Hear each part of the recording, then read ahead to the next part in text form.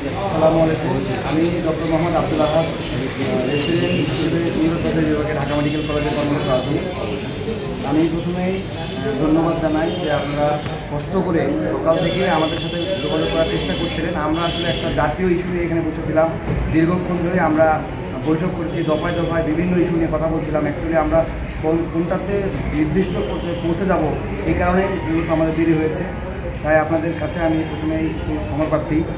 আর আমরা মূলত আপনাদেরকে আবারও ধন্যবাদ দিতে চাই যে আবার আপনারা সবাই এসে আমাদেরকে জাতির সামনে আমাদের যে বক্তব্যগুলো এগুলো পৌঁছে দেওয়ার জন্য ব্যবস্থা করেছেন এবং আমাদের চিকিৎসক সহকর্মীবৃন্দকে ধন্যবাদ দিতে চাই।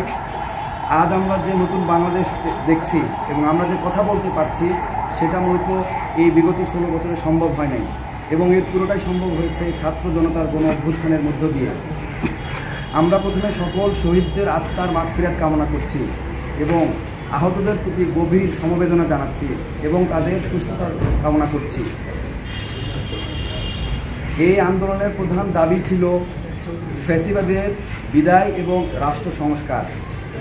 এই রাষ্ট্রের সবচেয়ে বড় মন্ত্রণালয় হচ্ছে স্বাস্থ্য মন্ত্রণালয়। আমরা দেখেছি যে বিগত বছরগুলোতে চিকিৎসকদের উপরে বারংবার আক্রমণ হয়েছে, সেগুলোর কোনোটারই সুষ্ঠু বিচার হয়নি। এরই ফলশ্রুতিতে বিগত 31শে আগস্ট পুনরায় ঢাকা মেডিকেল কলেজ হাসপাতালে নিউরোসার্জারি বিভাগে কর্মরত ডক্টর ইমরান এবং ডক্টর মাশরাফির উপরে বর্বরিত হামলা হয়। কর্মক্ষেত্রে চিকিৎসকদের নিরাপত্তা দিতে প্রশাসন ব্যর্থ হওয়ায় সর্বস্তরের চিকিৎসক ও শিক্ষার্থী সমাজ 4টি যৌক্তিক দাবি নিয়ে দেশব্যাপী চিকিৎসা সেবা কমপ্লিট শাটডাউনের কর্মসূচি গ্রহণ করেন। গতকাল স্বাস্থ্য উপদেষ্টা মহোদয় আমাদের নূরজাহান ম্যাডাম দীর্ঘক্ষণ আমাদের সাথে বৈঠক করেছেন। প্রথমে উপদেষ্টা মহোদয়কে ধন্যবাদ দিতে চাই যে এই দ্রুততম সময়ের মধ্যে আমাদের আহ্বানে সাড়া দিয়ে বিষয়টি আমলে নেওয়ার জন্য এবং আমাদেরকে সময় দেওয়ার জন্য। বর্তমান অন্তর্বর্তীকালীন সরকার এবং স্বাস্থ্য উপদেষ্টা মহোদয়কে অতি দ্রুত দৃশ্যমান পদক্ষেপ গ্রহণ করার জন্য ধন্যবাদ জানাচ্ছি।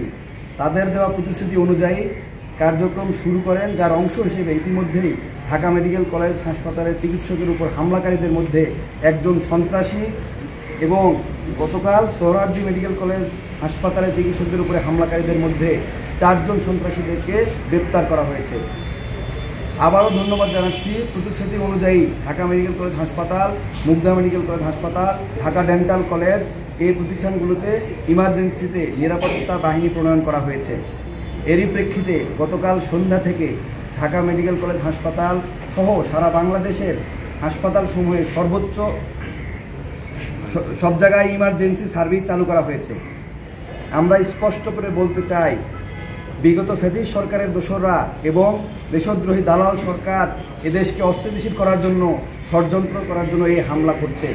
তাই আমরা আশঙ্কা প্রকাশ করছি, যদি অতি দ্রুত অন্যান্য মেডিকেল কলেজ সমূহ এবং দেশের সমস্ত উপজেলা, জেলা হাসপাতালসমূহে নিরাপত্তা বাহিনী প্রণয়ন না করা হয়, তাহলে এই ষড়যন্ত্রমূলক আক্রমণের বারংবার আক্রমণ আবার আসতে পারে। বর্তমান পরিস্থিতির উপর ভিত্তি করে আমরা আমাদের 2টি দাবি পেশ করছি।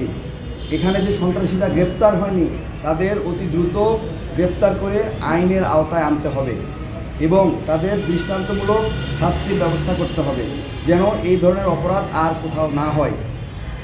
অতি দ্রুত চিকিৎসক এবং রোগীদের কল্যাণ নিশ্চিতকরণে স্বাস্থ্য সুরক্ষা আইন এবং হাসপাতালে চিকিৎসক, স্বাস্থ্যকর্মী এবং রোগীর নিরাপত্তা নিশ্চিতকরণে স্বাস্থ্য পুলিশ নিয়োগের খসড়া প্রণয়ন করতে হবে। আমাদের পরবর্তী কর্মসূচিগুলো আমি বলতে চাই, গতকাল সন্ধ্যা থেকে সারা বাংলাদেশের সকল হাসপাতালসমূহে আমরা ইমার্জেন্সি সেবা চালু করেছি, যেটা চলমান রয়েছে এবং চলমান থাকবে।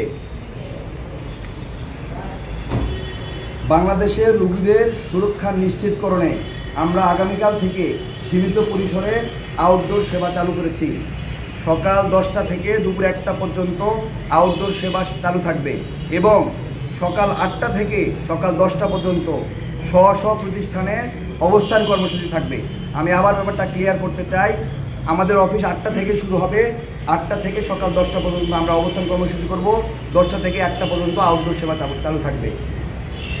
ইনডোর সেবা রুটিন ওয়ার্ক এবং পরবর্তী ঘোষণা না দেওয়া পর্যন্ত সীমিত পরিসরে চালু থাকবে।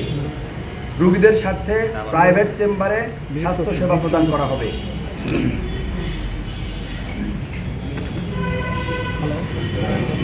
ধন্যবাদ সবাইকে।